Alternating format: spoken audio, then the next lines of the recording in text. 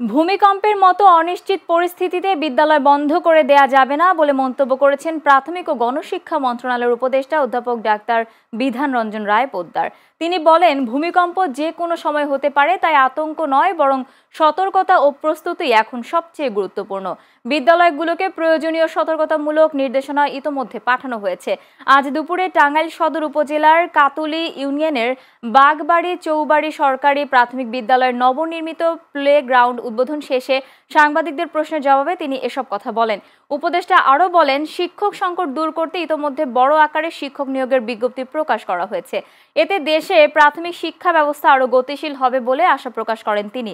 এ সময় উপস্থিত ছিলেন জেলা প্রশাসক শরীফা হক, টাঙ্গাইল সদর উপজেলার নির্বাহী কর্মকর্তা শাহিন মিয়া সহ বিভিন্ন দপ্তরের কর্মকর্তারা।